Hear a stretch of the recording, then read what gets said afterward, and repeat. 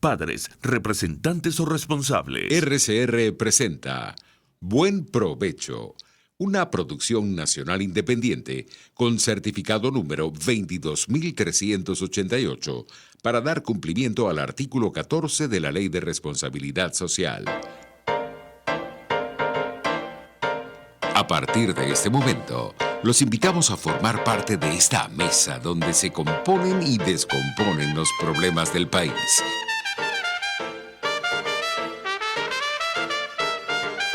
RCR presenta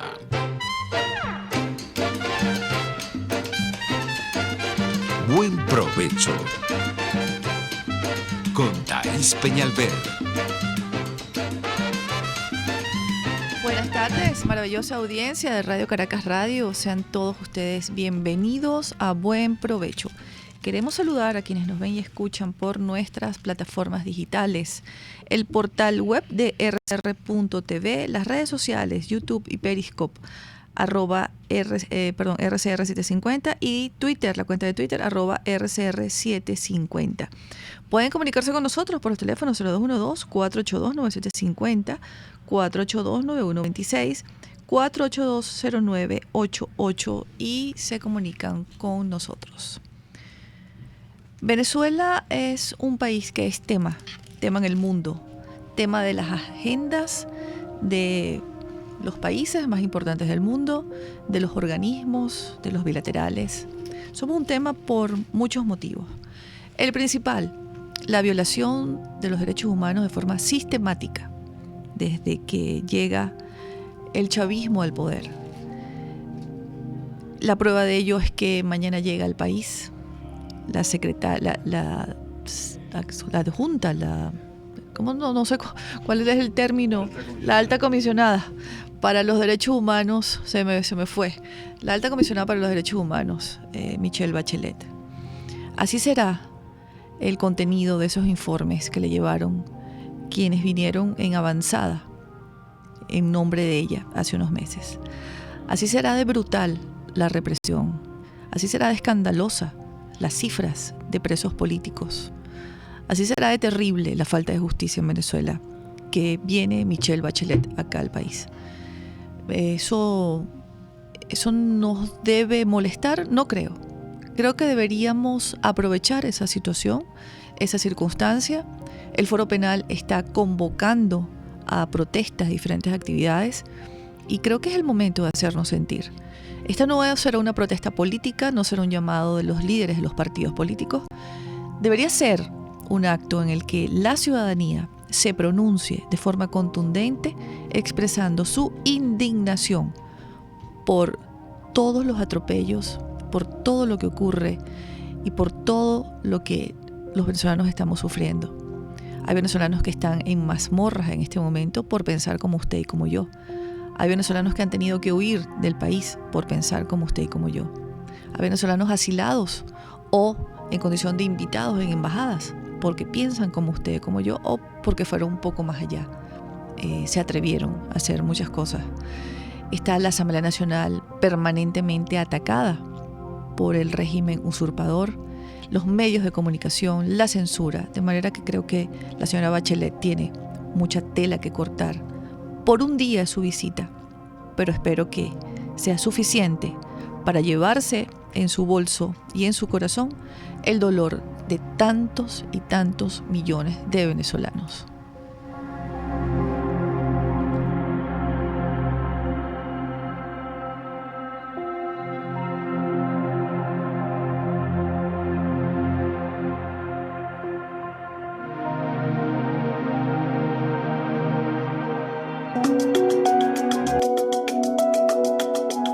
Monitor de Derechos Humanos, con el abogado penalista Fernando Fernández.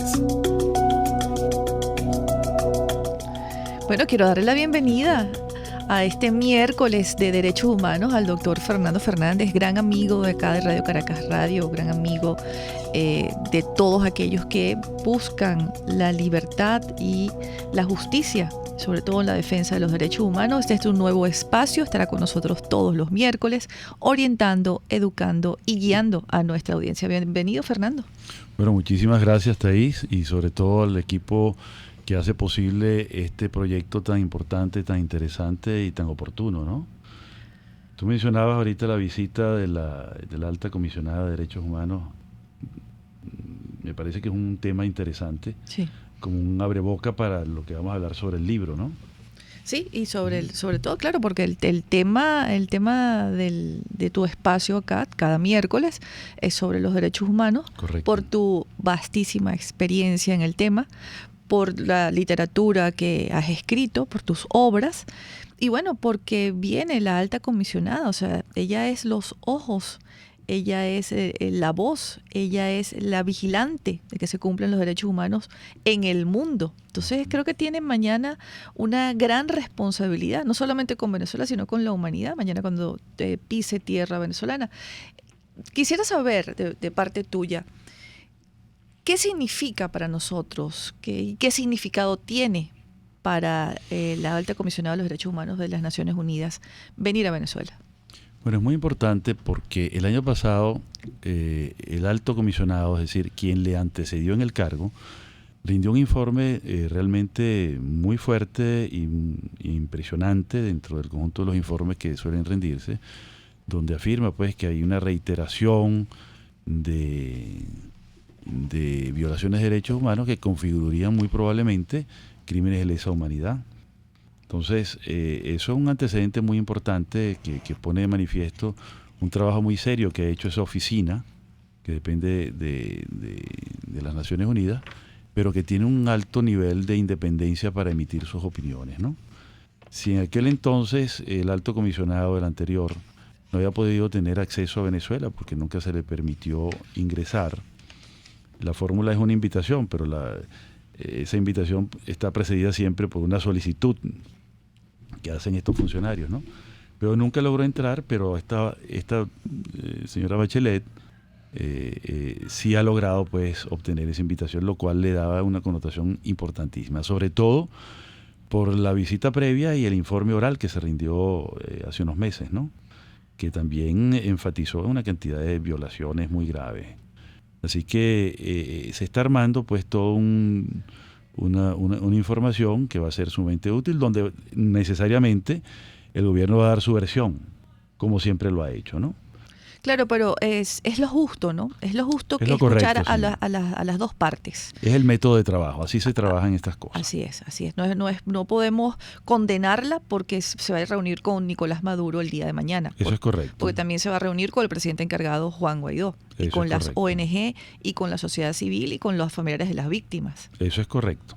Víctimas sobrevivientes en casos de asesinatos, homicidios y ejecuciones extrajudiciales, pero también víctimas de otro tipo de atropellos, de detenciones arbitrarias, de persecución, de tortura, etcétera, ¿no? Eso, por supuesto, requiere una reserva especial y unas garantías muy particulares sobre su seguridad, porque para la víctima no es nada sencillo testimoniar lo que le ha ocurrido, lo que han sentido, lo que han padecido y lo que padecen y siguen padeciendo, ¿no? Entonces, es bien importante tomar en consideración eso, porque a esas víctimas hay que protegerlas y darles garantías de que nada les va a ocurrir pese a lo que digan. Y los familiares de las víctimas también. Sí, claro. Familiares de presos políticos, de asesinados, Sí. toda esa persona también habría que protegerlas. Y las ONGs. ¿Tú crees que es un hecho importantísimo para nosotros? ¿Es un logro después de tantos años de lucha? Porque son casi 20 años desde los sucesos del 2002, tratando de hacer entender al mundo y a los organismos de derechos humanos del planeta que aquí se estaban violando sistemáticamente los derechos humanos y era muy complicado hacerlo ver. Sí, es un gran logro, una gran conquista debido pues a las solicitudes que permanentemente ha hecho las ONG de derechos humanos en esta materia, porque desde el año 2002 no se producía ninguna visita de un organismo de esta naturaleza, ¿no? Fíjate tú que la última visita que hizo la Comisión Interamericana de Derechos Humanos fue en ese año, a raíz de esos sucesos, y rindió un informe que mereció por su gravedad estar en el capítulo 4 de los informes anuales de la Comisión Interamericana. De tal manera que de forma consecutiva y de manera cada día más profunda, esa comisión ha rendido informes, pero sin poder venir acá porque el gobierno no los ha invitado. Entonces, que venga ahora la señora Bachelet es un acontecimiento muy importante, dada su majestad, dada su importancia y su trascendencia, porque pasaríamos del plano de lo regional, que es la OEA, a lo mundial, que es la ONU, y donde los interlocutores de su información va a ser no solamente la comunidad global, sino los estados, porque ella rinde informe a los estados que forman parte del Consejo de Derechos Humanos. ¿Por qué crees que haya cedido el régimen de Nicolás Maduro? ¿Por qué la invitaron? ¿Podríamos hablar de las presiones internacionales que se están realizando contra el régimen? ¿Podríamos pensar que hay negociaciones y que han tenido que ceder en este sentido? Bueno, lo que a mí me consta es que ha habido tantas solicitudes que ya era inevitable hacerlo, ¿no? Y me imagino que todo esto generó un clima de presión realmente grande e importante. Y bueno, el contexto, pues Venezuela ha sido separada del organismo regional, no solamente de la Corte Interamericana en el año 2013, sino también con la denuncia de la Carta de la OEA, ha pretendido separársele pues de los organismos regionales, ¿no? Pero sigue siendo parte de la ONU. Y ahí, entonces no puede decir que no acepta que un organismo tan importante de esa organización global pueda venir con total libertad. Tiene que hacerlo, no le queda más remedio. Y sus compañeros presionan en eso, todos los estados están pendientes. En el último informe periódico universal que se hizo, que tocó el caso de Venezuela, fue impresionante la cantidad de países que hicieron observaciones. Más de 50. De manera que con esta visita y el informe que emane de esta visita de la Alta Comisionada de los Derechos Humanos, el mundo que hace vida en las Naciones Unidas se van a enterar. Se van a enterar de manera calificada, porque ya lo saben, los distintos organismos saben lo que está ocurriendo. ACNUR sabe lo que está pasando en materia de migrantes y refugiados, UNICEF en el caso de los niños, el tema de la mujer, que es un tema súper sensible, y todos los comités especializados contra la tortura, contra la desaparición forzada, contra las detenciones arbitrarias, ya han emitido cantidad de documentos. Es decir, ya se sabe muchísimo de lo que pasa. Ahora, este informe de la señora Bachelet organiza eso en un solo documento, que es la gran importancia que tiene, pues, ¿no? Entonces, podríamos decir que por fin hemos ganado una, porque ya será completamente inevitable que los países que no reconocen, porque la ONU no reconoce al presidente encargado Juan Guaidó, sí van a tener que ver cuál es la situación actual, porque yo me imagino que mañana, además de la situación de los derechos humanos en Venezuela, ella tendrá que ver también la situación de ilegitimidad que tiene el señor Nicolás Maduro, quien se va a reunir con ella. Y eso también tendrá que llevarlo al informe. Me reúno con un personaje que desde el 10 de enero no tiene legitimidad para el mundo, y ese tema también nos podría ayudar en las Naciones Unidas. Claro, fíjate que la especialidad del alto comisionado son los derechos humanos. Entonces le interesan los derechos civiles y políticos, tanto como los derechos económicos, sociales y culturales. Es decir, ese es el ámbito de su competencia. Ya emitir una opinión política sobre la legitimidad de un gobierno está fuera de su competencia. Yo creo que eso es un tema un poco más en el plano de la diplomacia, y yo dudo que vaya a insistir en esa dicotomía que tenemos acá en Venezuela. Claro, pero se enterará por lo menos. No puede, sí, evidentemente. No lo escribirá, pero se irá con la convicción de que hay una situación de irregularidad tremenda también. Que es lo que en algún momento hablaremos sobre el estado dual que vive este país, ¿no? Así es. Vamos a una pausa, Fernando, en este primer segmento de tu programa acá con nosotros en Buen Provecho. Ya volvemos, amigos, estrenando nueva sección con el doctor Fernando Fernández. Vamos a hablar de derechos humanos y ustedes van a recibir la orientación y la guía adecuada. Ya volvemos. Usted escucha Buen Provecho con Thaís Peñalver, por RCR 750 AM. Sintonícenos a través de Periscope, @RCR750, la radio que se ve. K-Export trae tu envío o carga desde USA hasta Panamá o Venezuela, o desde Panamá a Venezuela, y te la lleva a cualquier parte del territorio nacional. Los martes y viernes son los envíos aéreos, pero los jueves salen los envíos marítimos. Para contactarlos en Venezuela, llama al 0241-775-5575 o escribe al correo info@kexport.net. K-Export, déjalo todo en nuestras manos. Las tortas de esos cumpleaños y ocasiones especiales son de la Pastelería del Corso y la Pastelería Tartufo, de arequipe, de guanábana, marmoleada, las rellenas con crema y Nutella, la de trufas, casatina o la rosca de fresas con chocolate. ¡Uy, qué rico! Encárgalas aquí 0212-941-1971 o 239-5861. Del Corso y Tartufo, dos maravillosas pastelerías unidas por una misma tradición. RCR 750 AM, porque lo bueno une.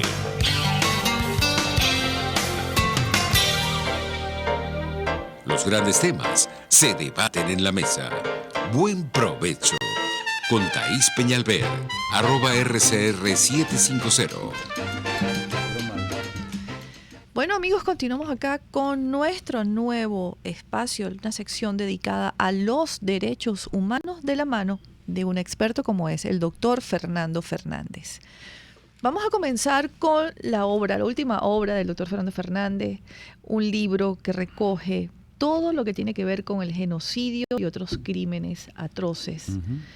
El libro es un compendio, es un manual, es una guía, es un diccionario para saber dónde estamos parados en este tema tan importante, porque en Venezuela no tenemos poderes públicos en los que podamos confiar. La Fiscalía General de la República no se encarga de ejercer su rol, que es para lo que existe, que es para proteger a la ciudadanía, ser un actor siempre de buena fe para buscar la verdad. El sistema de justicia, que debe ser imparcial, neutral y oportuno, y Fernando hablaba hace poco del último informe de la Comisión Interamericana de los Derechos Humanos del 2002, ya establecía que en esa época más del 90% de los jueces en Venezuela eran provisorios. Sí, entre el 60 y el 90, dicen ellos. Así es. Entonces ya eso es una señal de alarma. Clarísimo, sí. Y bueno, del 2002 al 2019 sabemos todo lo que ha ocurrido con el sistema de justicia. Bueno, ¿qué nos toca a los venezolanos? Apelar al sistema internacional que también nos protege, pero ¿cómo accesar allí? ¿Cómo llegar allí? ¿Cuáles son los pasos que tenemos que dar? ¿Cuáles son los que nos amparan? Para eso tenemos aquí al doctor Fernando Fernández para que nos comente el contenido y el objeto de este libro.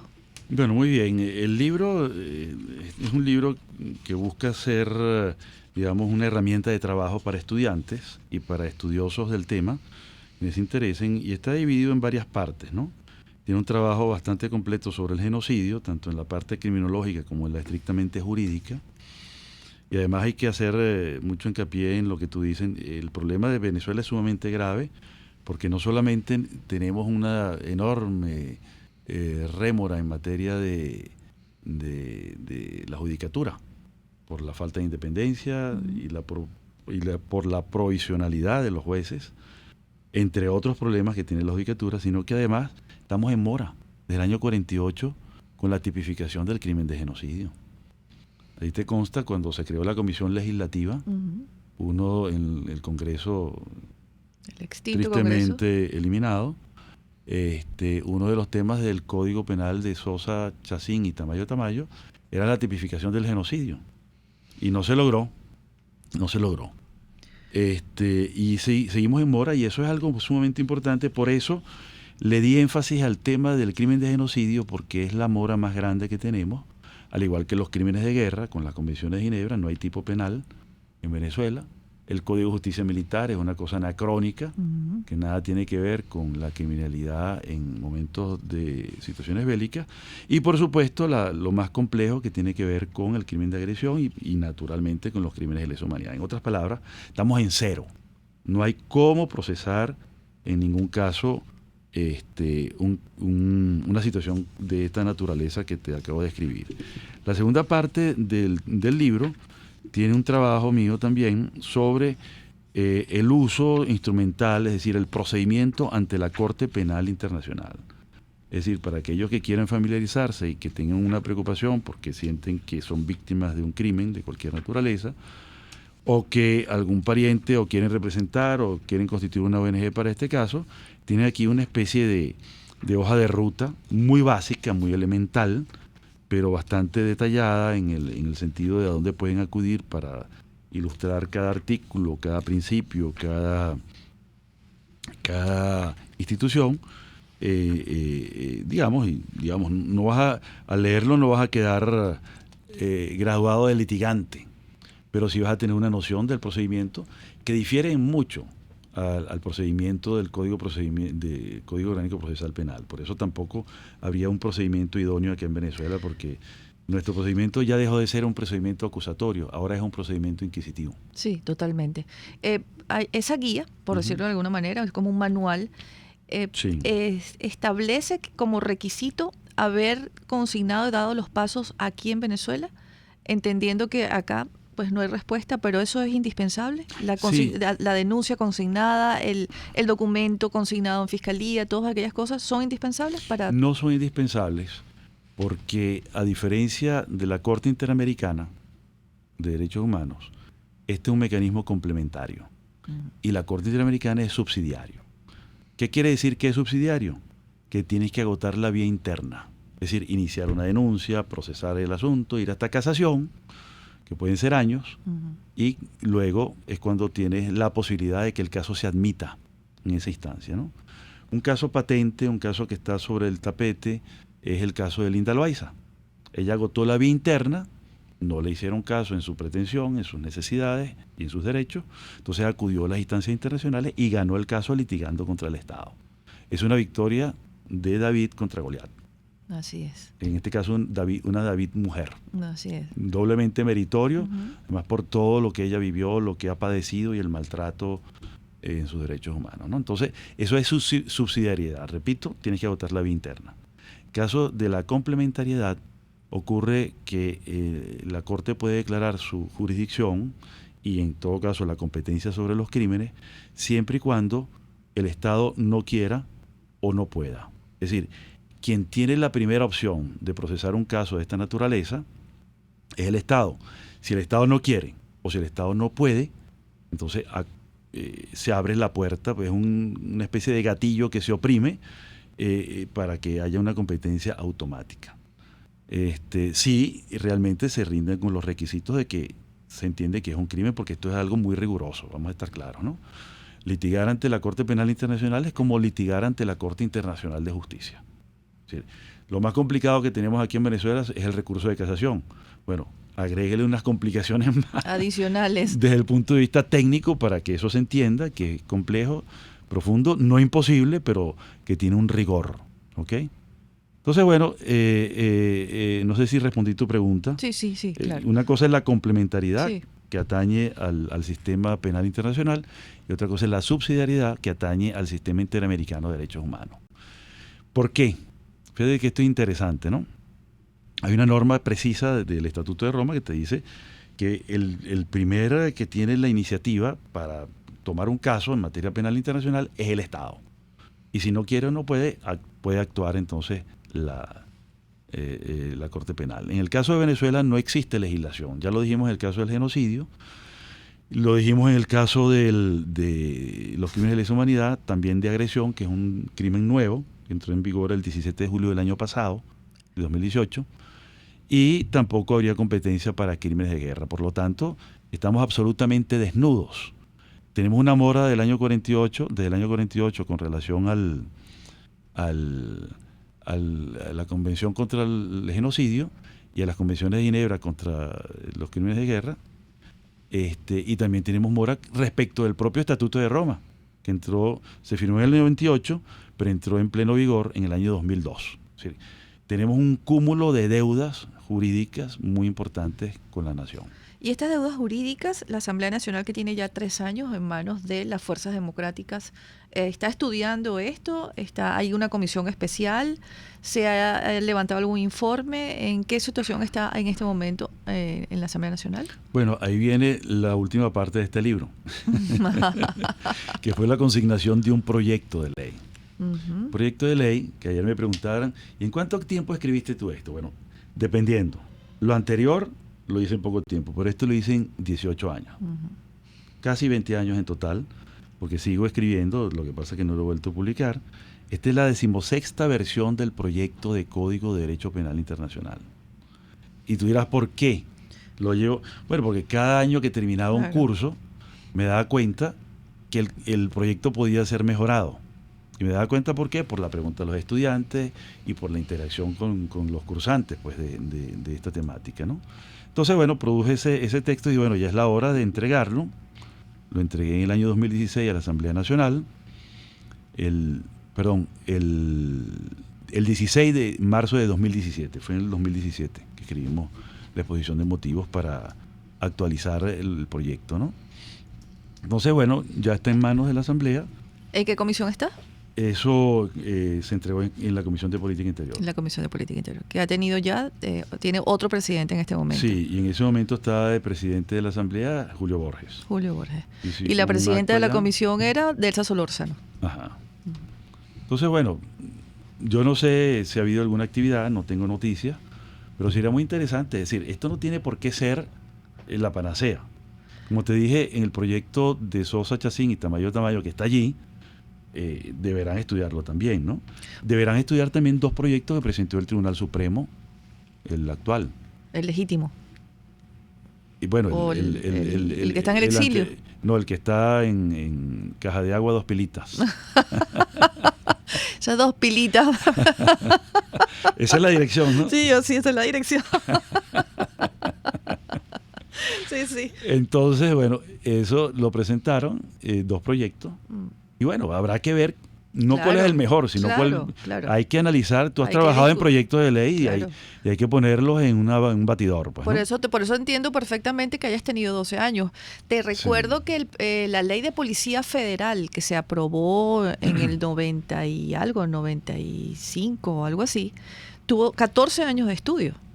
Juan Claudio Cerne fue el Claro, redactor, correcto, junto recuerdo. con el diputado Henry Bencit. 14 años. Recuerdo que él decidió ir a recorrer varias policías del mundo, ¿no? Sí. Un Una de trabajo grande. Un trabajo grande. Trabajó incluso en la policía, con la Policía Federal de Argentina, un año para entender el procedimiento, no solamente el texto, no solamente la teoría, sino que también fue a la práctica, cómo se desenvolvía aquello, y también trabajó con la policía de Suiza, 2 Sí. años. Y entonces recoge todo aquello y elabora el proyecto de ley, que la ley está sancionada por el extinto Congreso. Después de un trabajo de 14 años, se quedó parada en Miraflores para el ejecútese, bueno, por aquellos movimientos políticos de la época donde, bueno, la ley provenía de Copey, a lo mejor Acción Democrática no estaba muy convencido, y un instrumento tan importante para esto, para preservar y respetar los derechos humanos como una buena policía que necesitaba Venezuela en aquel momento, Correcto. bueno, se quedó estancada. Pero eso hay como verlo. Quizás traigamos a la presidenta de la Comisión de Política Interior para que nos comente un miércoles de estos contigo cuál es la situación del proyecto, porque creo que es nuestro deber aquí también construir, aportar Sí. y mover las cosas, porque eso puede ir en paralelo perfectamente mientras el país trata de encontrar su cauce. Eso es correcto y sería muy, muy interesante poder dialogar con ella porque justamente lo que procura este proyecto es resolver un problema del árbol jurídico que debía producirse para insertar la legislación penal internacional en Venezuela, porque tú tienes que tener normas para los crímenes, tienes que tener los principios. Es decir, un error de los proyectos anteriores, los que he mencionado, es que metieron en los crímenes en el Código Penal como si fueran delitos comunes, sin los principios de derecho penal internacional. Y son diferentes. Te lo digo Sí, sí. uno de ellos. Primero, todos son transfronterizos y el derecho penal es exclusivamente territorial. Y el segundo principio es que todo delito debe prescribir, pero ningún crimen del Estatuto de Roma es prescriptible. Son diferencias brutales, enormes, entre muchas otras, ¿no? Entonces, esto requiere una jurisdicción especializada.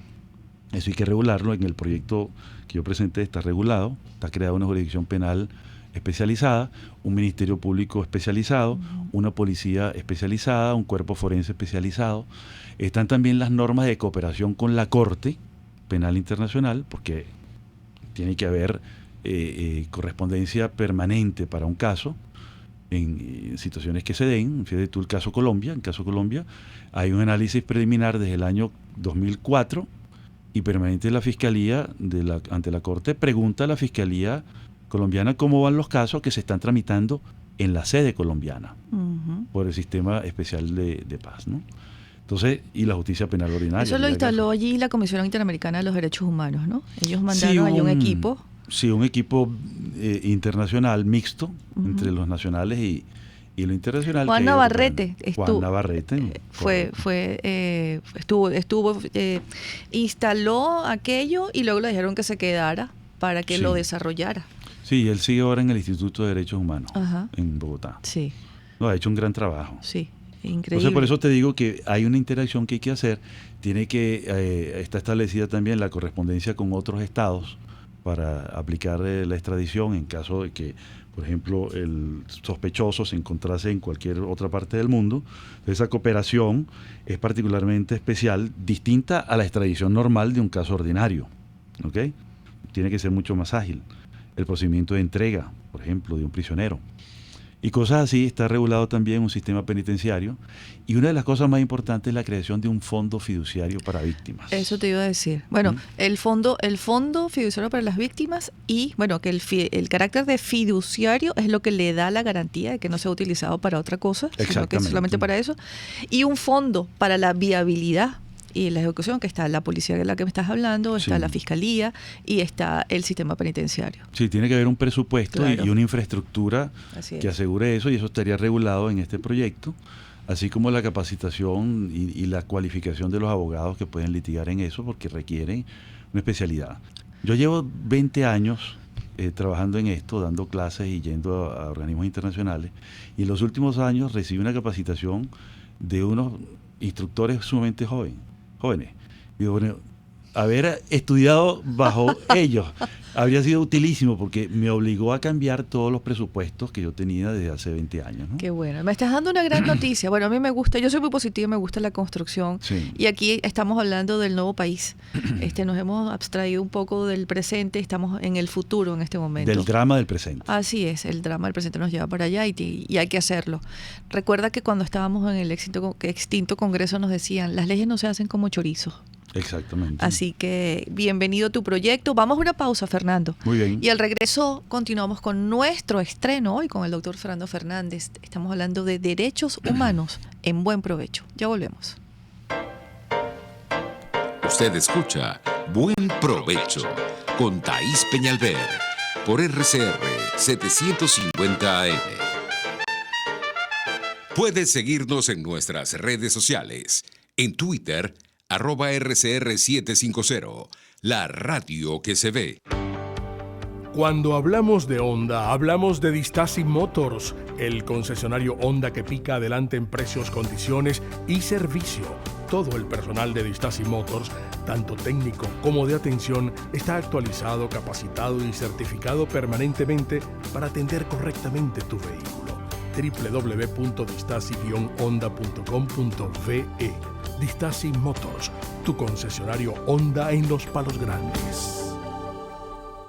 ¿Te gusta lo natural? Tu Cocada Express El Paraíso. Allí podrás disfrutar y degustar los beneficios del coco, agua de coco, aceite, helados, dulces y la mejor cocada de Caracas. Con los toppings de tu elección. Estamos en la avenida Páez del Paraíso, frente al Parque Naciones Unidas. Síguenos, @Tu Cocada Express. Tu Cocada Express El Paraíso. Como tú la quieras. RCR 750 AM, porque lo bueno une. Gustavo, regresamos. Efectivamente, regresamos con el legendario Hipopción. Este domingo, a partir de las 7 de la mañana, estaremos en la web en rcr.tv, en YouTube RCR750, en Periscope @RCR750 y Turing RCR750. Los espero este domingo a las 7 de la mañana. Conéctese con nosotros en señal abierta o por rcr.tv, la radio que se ve. Y síganos en Twitter, @RCR750. Y buen provecho. Amigos, continuamos hoy en Buen Provecho. Yo me siento como pez en el agua. Primero porque quiero y respeto muchísimo a Fernando y su trabajo, su dedicación, disciplina en el tema de los derechos humanos, en la elaboración de leyes, su obra escrita, su paso por Amnistía Internacional durante muchos años. Recuerdo aquellos foros que hacíamos en el Ateneo anualmente, con las datas y la información de la Comisión de Política Interior de la Cámara de Diputados. Me recuerdo que el último fue como en el 99, que trajiste a personas de Londres, de Inglaterra, sí, cuerpos policiales, sí, y de eso produjo un libro que lo tengo. Sí. Esta mañana tenía en mis manos, casualmente, la ponencia que dicté en aquella oportunidad. Eso es correcto, sí. Sobre la conflictividad, sobre aquel momento había violencia, ya éramos el quinto país más violento del mundo en aquel momento, pero bueno, había que diseñar políticas y ejecutarlas, y no se hizo, y bueno, terminamos 20 años después. Nuestra sección, ¿cómo se llama? La del doctor Fernando Fernández, Monitor de Derechos Humanos.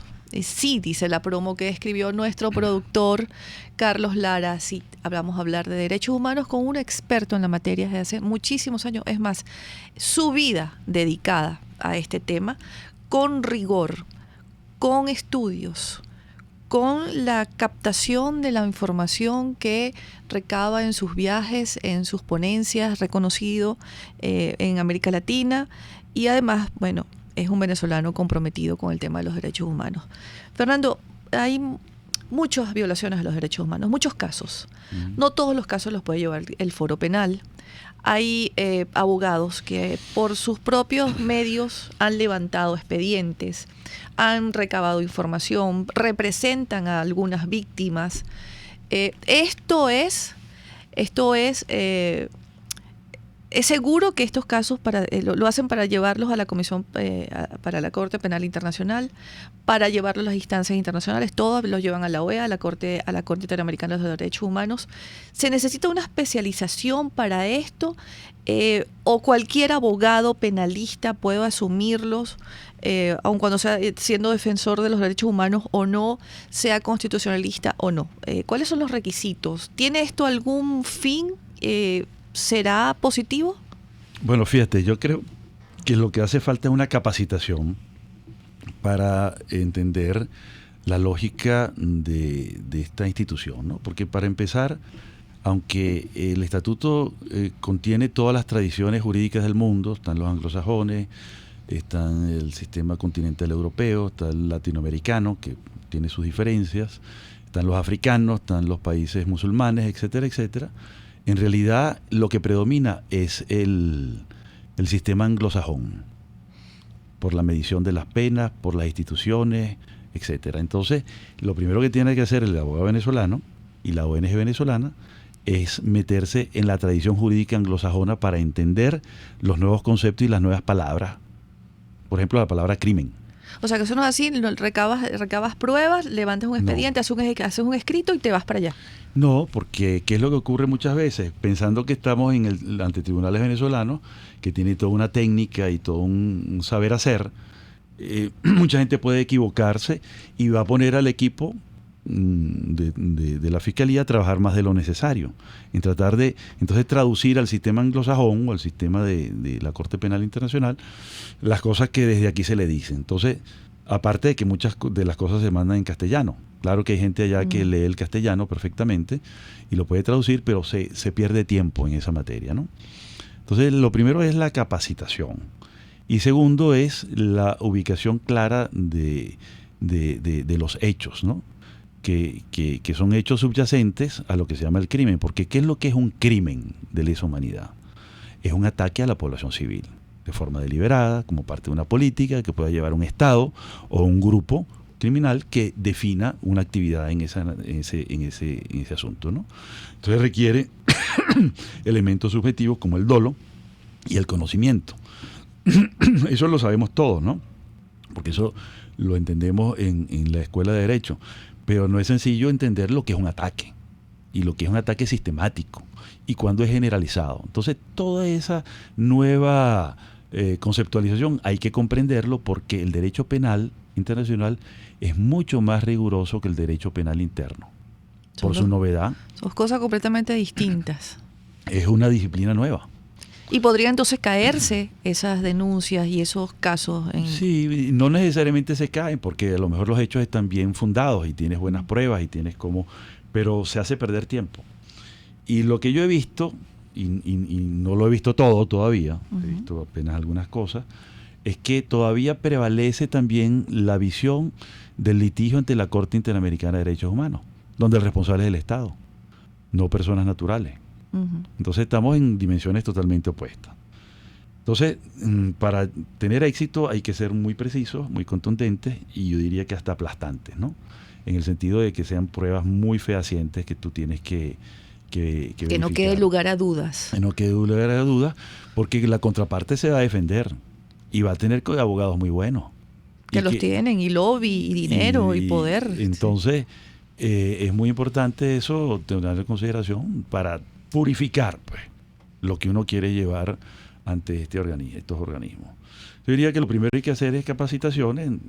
Como te digo, después de tantos años enseñando, ahora es cuando yo siento que estoy aprendiendo realmente lo pertinente por las capacitaciones últimas que he recibido, ¿no? Y ahora estamos abiertos. Tenía que decirte que hay algo producto de esas capacitaciones muy interesante, que es un documento que acaba de sacar un conjunto de ONG venezolanas, que es un manual, que yo lo cito en mi última publicación, lo estoy citando, se llama Manual sobre el Derecho a la Protección Internacional en Crisis Mayores. Es decir, y eso lo publican Civilis, el Centro de Derechos Humanos de la Católica, el Centro de Derechos Humanos de la UNIMED y Acceso a la Justicia. Es decir, ONGs de probada seriedad, competencia y muy conocedoras de este asunto, ¿no? Ya ellos voltearon la página y están viendo todas las situaciones de derechos humanos y derecho penal internacional. Entonces eso podría ser una guía. Es una guía inclusive para el derecho humanitario, porque tiene que ver con la emergencia humanitaria compleja que estamos viviendo, ¿no? Y la explica de manera muy, muy coherente. Y además del manual, en alguna de estas universidades ONG que han redactado este manual, ¿no hay capacitación de lo que estabas hablando hace poco? Sí, bueno, se está pensando en hacer capacitaciones y en extenderlas, ¿no? Y Provea está tratando de trabajar en eso también, ¿no? Qué bueno. Para llevar la información, la metodología, los conceptos, los principios. Como te dije, una ley interna sin los principios, solo con una tipificación de crímenes, no tiene sentido, porque es un salto al vacío, pues, ¿no? Provea fue mi accionante, si se puede decir de esa manera, cuando me votaron del extinto Congreso. Fue el primer caso de persecución política e ideológica. Que lo llevamos a la Corte Interamericana de los Derechos Humanos. Vamos a una pausa. Ya estamos casi al final de nuestro programa. Estamos hablando de derechos humanos y esta es la nueva sección de cada miércoles acá en Buen Provecho con el doctor Fernando Fernández. Ya volvemos. Análisis, opinión, entretenimiento y mucho más. Escucha Buen Provecho con Thaís Peñalver por RCR 750 AM. Son las 12:48. Puedes seguirnos en nuestras redes sociales. En Twitter, @RCR750. La radio que se ve. Las tortas de esos cumpleaños y ocasiones especiales son de la pastelería del Corso y la pastelería Tartufo, de arequipe, de guanábana, marmoleada, las rellenas con crema y Nutella, la de trufas, casatina o la rosca de fresas con chocolate. ¡Uy, qué rico! Encárgalas aquí 0212-941-1971 o 239-5861. Del Corso y Tartufo, dos maravillosas pastelerías unidas por una misma tradición. En carnavales, Semana Santa, vacaciones escolares y navideñas, aprovecha las promociones y ofertas de Cauchera Fran Luis en RIM 13, 14, 15, 16, 17 y para camiones en cauchos nacionales e importados a precios insuperables. Final Avenida Baral, pasando la estación de servicio y al lado del banco. Teléfono 0416-607-6406. Cauchera Fran Luis, tu mejor opción. Pluralidad contigo. Respeto contigo. Responsabilidad contigo. Libertad contigo. Estamos contigo y punto. De lunes a viernes a la 1 de la tarde. Contigo. Solo por RCR 750 AM.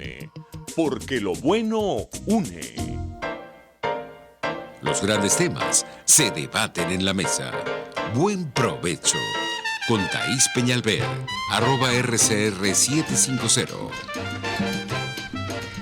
Continuamos, amigos, acá ya con nuestros 2-3 minutitos que nos quedan de buen provecho, celebrando y saludando esta nueva sección sobre derechos humanos, sobre todo porque vamos conducidos de la mano del doctor Fernando Fernández. Este espacio que ustedes han disfrutado hoy, debemos agradecérselo a la Dirección General de la Estación, a cargo de Jaime Nestares, a la Gerencia de Producción con Willy Arcaya, nuestro productor Carlos Lara y en los controles, como siempre, César González. Bueno, te voy a dar un minuto para que nos le digas y compartas con la audiencia cómo te has sentido, cómo ha fluido este primer segmento, este primer programa, este primer espacio que tienes con nosotros, porque a mí me parece tan importante, Fernando, que eduquemos sobre este tema, porque si vamos a la construcción de la nueva Venezuela, tenemos que transitar los caminos de la justicia para limpiar esos caminos y que volvamos a vivir en paz. Bueno, sí, correcto. Yo creo que en primer lugar tengo que agradecerte a ti y a todo tu equipo esta oportunidad tan necesaria y tan importante para el despliegue y la información de derechos humanos en momentos en que hay tanta censura, autocensura y sobre todo tanta dificultad para conseguir libros, ¿no? El libro del cual hemos hablado está a la orden, está disponible para ONGs con carácter totalmente gratuito. Y tendrían que escribirme a mi correo electrónico, que es fmf@aiven.org, y en algún momento lo podemos distribuir y hacer llegar, ¿no? Y de otra parte, yo creo que es la oportunidad para decir también que tenemos programado por lo menos unos 12 nuevos episodios del Monitor de Derechos Humanos, donde vamos a ver temas de derecho humanitario, de los derechos humanos propiamente dicho, vamos a ver derecho penal internacional y todas las disciplinas que están contiguas. Por ejemplo, el tema de la corrupción, que no es un tema usual en estos casos. Ahora se ve que un país muy rico puede ser violador de todos los derechos humanos cuando desaparecen los dineros públicos, ¿no? Venezuela es el caso emblemático. Tremendo. Siempre se decía que eran países muy pobres, con presupuestos muy bajos, Haití, Chile, Perú, Guatemala, pero se ha visto que no, que también países muy ricos, si desaparece el patrimonio público, todos los derechos humanos son golpeados colateralmente. Sí, absolutamente. Bueno, y también seguiremos los caminos de esos dineros, a ver, y hablaremos de la recuperación y cuáles son los procedimientos para la recuperación. Eso es correcto. De manera que tenemos mucha tela que cortar en el tema de los derechos humanos, conducidos, repito, por la mano del doctor Fernando Fernández. Quiero darles las gracias por acompañarnos en este buen provecho. Que tengan todos una feliz tarde lluviosa y buen provecho. Muchas gracias. RCR presentó Buen Provecho con Thaís Peñalver. Síganos en Twitter en @RCR750. RCR 750 AM, porque lo bueno une.